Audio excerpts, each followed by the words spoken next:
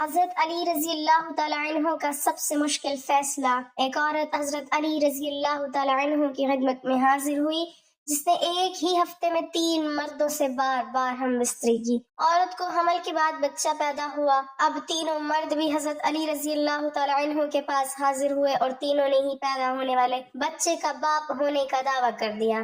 مشرکین ہنسنے لگے کہ آج علی سے فیصلہ نہ ہو پائے گا۔ بسم اللہ الرحمن الرحیم۔ شیر خدا حضرت سیدنا علی المرتضیٰ رضی اللہ تعالیٰ عنہ کی ذہانت اور انصاف پر مبنی فیصلے پورے عرب میں مشہور تھے، اسی لیے مسلمانوں کے علاوہ دیگر مذاہب کے لوگ بھی اپنے تزکیہ طلب مسائل کے حل کے لیے حضرت علی رضی اللہ تعالیٰ عنہ سے رجوع کیا کرتے تھے۔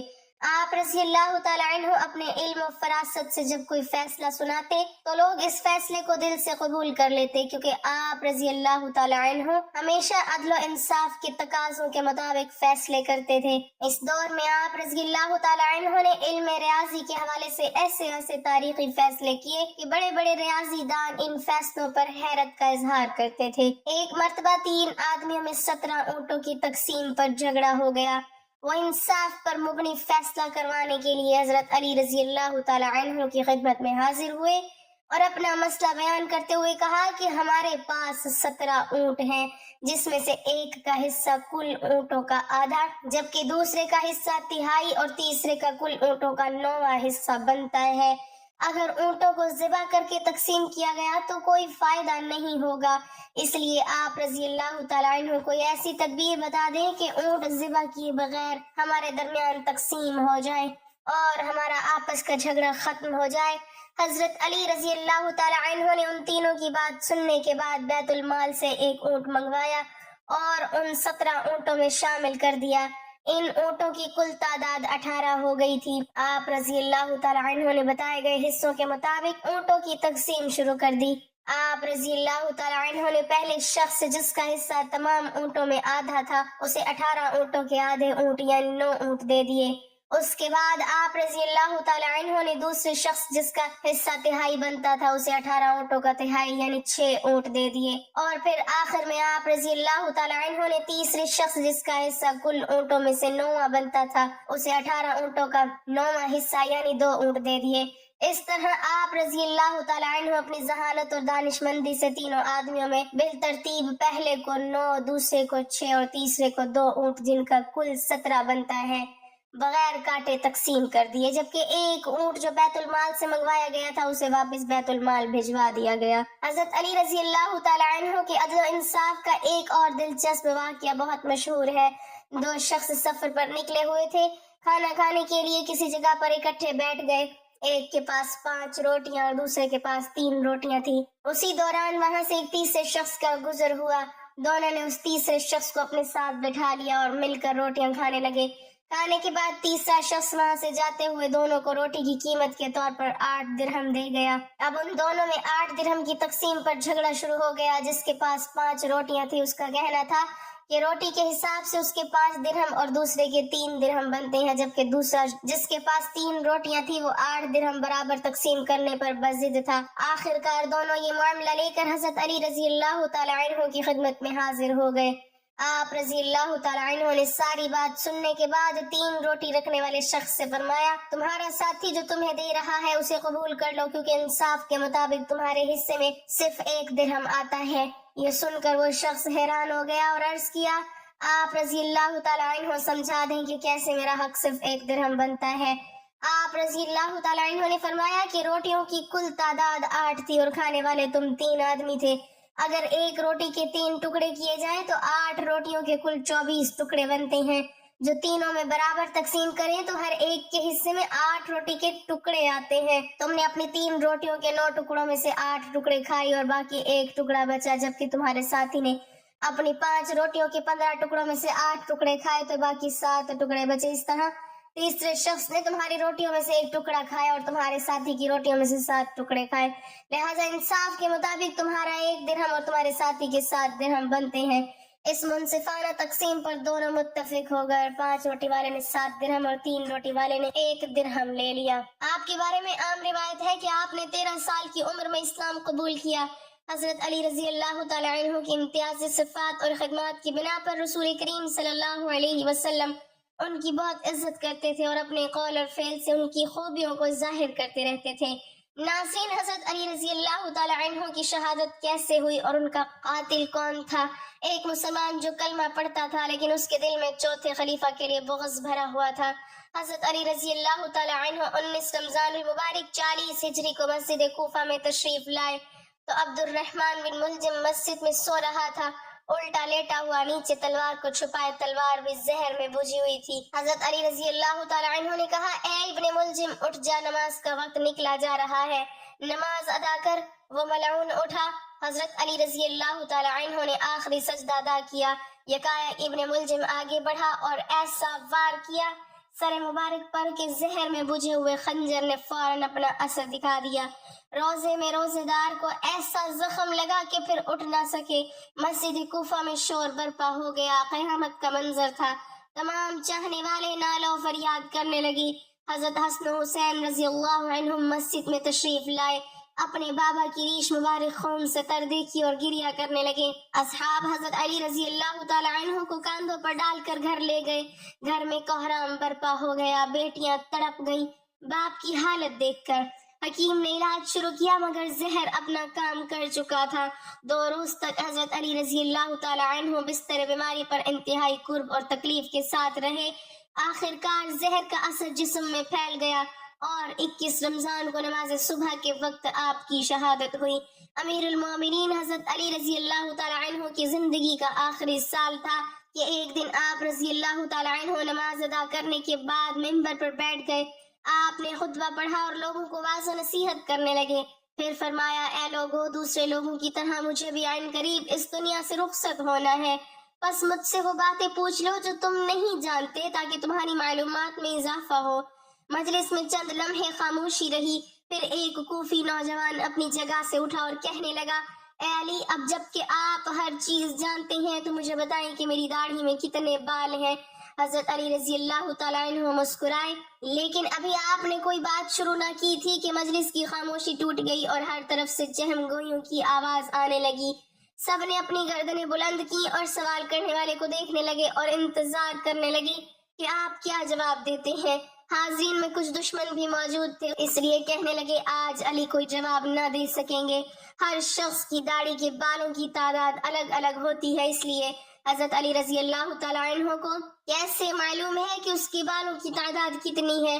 چند لمحوں کے بعد حضرت علی رضی اللہ تعالی عنہ نے حاضرین سے پوچھا، اس سوال کا درست جواب کون جانتا ہے؟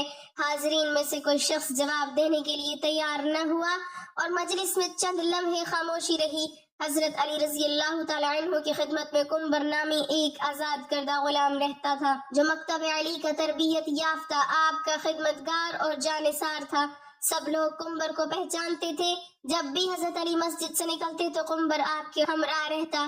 اس موقع پر بھی قنبر دروازے پر نہایت خاموشی سے کھڑا مسجد میں ہونے والی گفتگو سن رہا تھا۔ جب مجلس سے کوئی شخص جواب دینے کے لیے نہیں اٹھا تو حضرت علی رضی اللہ تعالی عنہ نے قنبر کو آواز دی اور کہا، اور اس شخص کو جواب دو۔ قنبر نے سوال کرنے والے کوفی نوجوان سے کہا، اگر تم لوگوں کے بدخواہ نہیں ہو اور سچے ہو تو اس بات کی تصدیق کرو کہ اس سوال سے تمہارا مقصد کیا ہے۔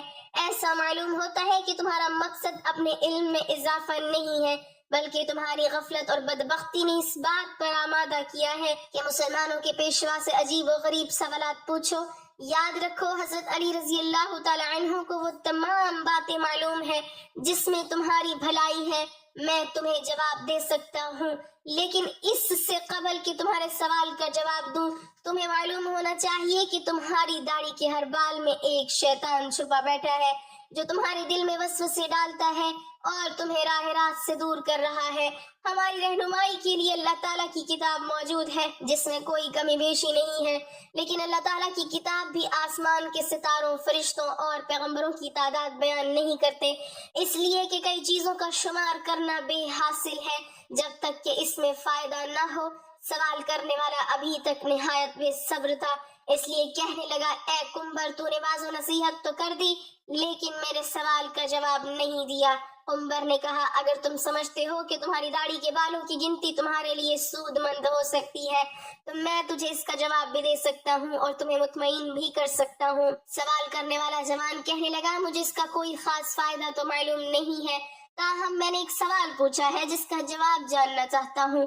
عمر نے کہا مجھے بھی اس میں کوئی فائدہ نظر نہیں آتا، لیکن ایسے سوال کی حیثیت دوسروں کا وقت ضائع کرنے اور بچوں کے افکار کو گمراہ کرنے کے علاوہ کچھ نہیں ہے، لیکن ابھی تک اپنے سوال کا جواب مانگنے پر اصرار کر رہے ہو۔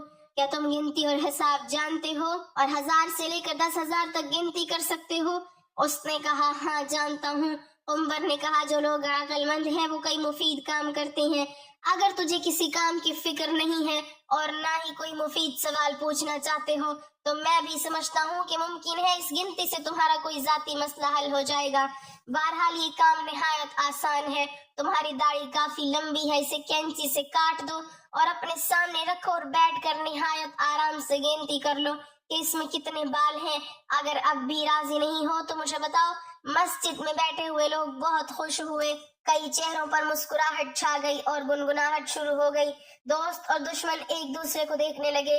دشمنوں نے کہا ہم بھی اس موضوع سے غافل تھے، عمر درست کہتا ہے۔ نادان دوست کہنے لگے واقعی عجیب سوال اور عجیب جواب تھا، یہی وجہ تھی کہ حضرت علی رضی اللہ تعالی عنہ نے اس کے جواب کے لیے اپنے غلام کو حکم دیا۔ سوال پوچھنے والے نے شرمندگی سے کہا اے عمر تو نے درست کہا ہے اور مجھے غفلت کے خواب سے بیدار کر دیا ہے اور راہ راست پر لے آیا ہے۔ اب میں اپنی داڑھی کے بالوں کی گنتی معلوم نہیں کرنا چاہتا۔ پہلے تو میں بھی خوش تھا کہ عجیب سوال پوچھ رہا ہوں، لیکن اب سمجھ گیا ہوں کہ کوئی عجیب اور بے حاصل مسئلہ پوچھنا ہنرمندی نہیں ہے۔ میں شیطانی وسوسوں سے اللہ تعالیٰ کی پناہ مانگتا ہوں۔ اس کے علاوہ اس امر سے زیادہ خوش ہوں کہ اگرچہ سوال بےہودہ تھا لیکن جواب دینے والا عقل مند تھا۔ ابن سعد میں ہے کہ ایک موقع پر خود حضرت مولا علی رضی اللہ تعالی عنہ نے اس کا اظہار فرمایا کہ میں ہر آیت کے متعلق بتا سکتا ہوں کہ یہ کہاں اور کیوں اور کس کے حق میں نازل ہوئی، اور صحابہ میں حضرت ابن عباس کے سوا استعمال میں آپ کا کوئی شریک نہیں۔ چنانچہ ان تمام تفاسیر میں فن کا مدار روایتوں پر ہے، مثلا ابن جزیر، طبری، ابن ابی حاتم اور ابن کثیر وغیرہ میں بکثرت آپ کی روایت سے آیات کی تفسیر مقتول ہے۔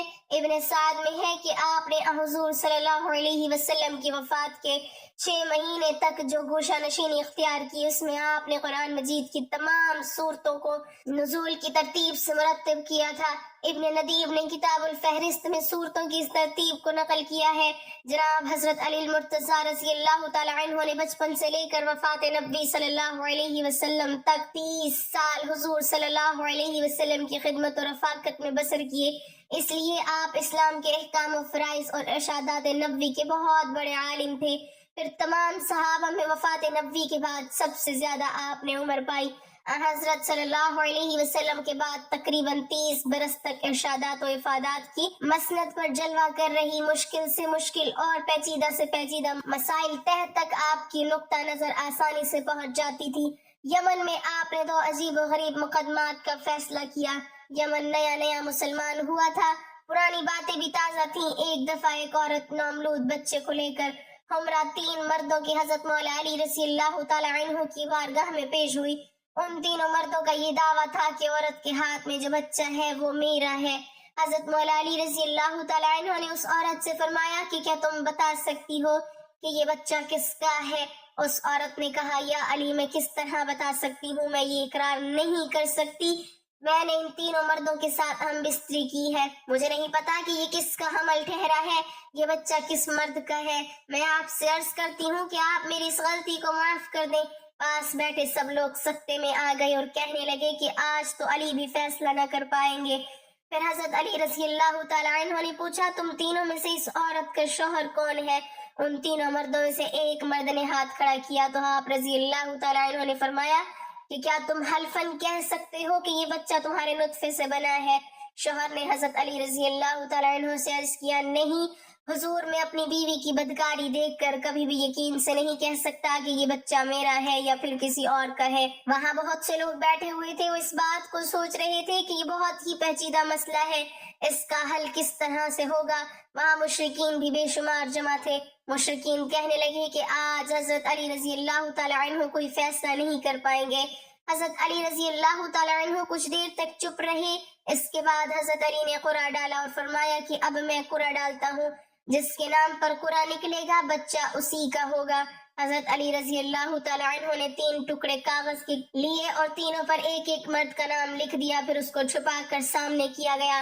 ایسا کئی بار کیا گیا، جب بھی قرعہ نکلتا تو ایک ہی مرد کا نام نکلتا۔ اس مرد کو اس لڑکے کا باپ تصور کیا گیا۔ لڑکے کو غلام سمجھ کر اس کی قیمت لگائی گئی اور قیمت کے 3 حصے کیے گئے۔ جس کے حصے میں قرعہ نکلا تھا اس شخص سے اس قیمت کے 2 حصے وصول کر کے باقی دونوں مردوں کو دے دیے گئے۔ جب یہ بات حضرت محمد صلی اللہ علیہ وسلم تک پہنچی تو حضرت محمد صلی اللہ علیہ وسلم نے بھی فرمایا کہ اگر یہ مسئلہ میرے پاس آتا تو میں بھی اس مسئلے کا حل اسی طرح کرتا جس طرح حضرت علی رضی اللہ تعالی عنہ نے کیا ہے۔ اللہ تعالی ہمیں دین کی مکمل سمجھ نصیب فرمائے اور ہمیں نیکوکاروں میں شامل کرے، آمین۔ ناظرین، کمنٹ باکس میں اللہ تعالیٰ کے 99 ناموں میں سے ایک نام ضرور ٹائپ کریں۔